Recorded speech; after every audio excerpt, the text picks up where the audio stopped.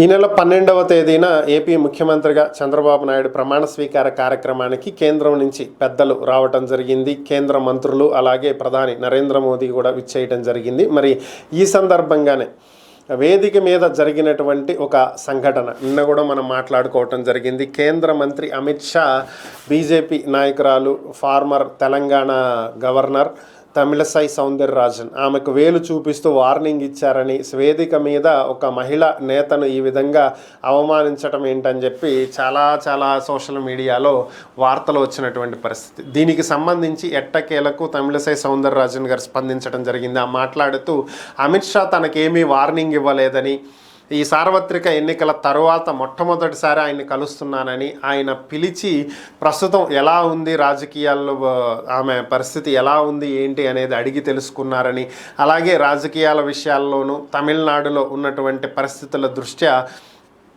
చక్కగా ముందుకి పోవాలని, బీజేపీని అభివృద్ధి పదంలో నడిపించే విధంగా వెళ్ళాలని కొన్ని దిశానిర్దేశం చేయటం జరిగిందని, తానేదో ఎక్స్ప్లెయిన్ చెయ్యకపోతే అంత సమయం లేదు కాబట్టి సమయాభావం దృష్ట్యా ఆయన చెప్పాలనుకున్నదే చెప్పారని చెప్పి ఆమె స్పష్టం చేశారు. అంతే తప్ప ఆయన హావభావాలను మీడియా వేరొకలాగా వక్రీకరించడం జరిగిందని, వాస్తవానికి అక్కడ ఏ విధమైనటువంటి వార్నింగ్ ఇవ్వలేదని చెప్పి ఆమె స్పష్టం చేశారు. అయితే ఇక్కడ విషయం ఏంటంటే, ఈ వార్నింగ్ ఇచ్చారు అనేదానికి ఏమి ఊతం అందించింది అంటే, తమిళనాడు బీజేపీ చీఫ్ అన్నామలై ఈయన కేంద్ర మంత్రి అమిత్ షాకు ఎంతో అత్యంత సన్నిహితుడు. అయితే ఆయన ఓటమికి కారణం తమిళసై సౌందరరాజన్ అని, అక్కడ వీళ్ళిద్దరి మధ్యలో జరిగినటువంటి మాటల యుద్ధం తమిళనాడు బీజేపీలో విభేదాలను బయటపడేలా చేసిందని, ఈమె వ్యాఖ్యలే ఆయన ఓటమికి కారణమని, తనకు అత్యంత సన్నిహితుడైనటువంటి వ్యక్తిని ఓడించడానికి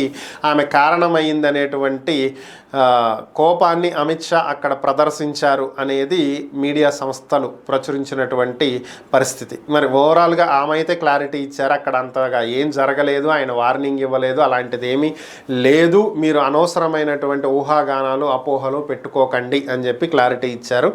మరి ఏంటనేది వాళ్ళిద్దరికీ తెలియాలి.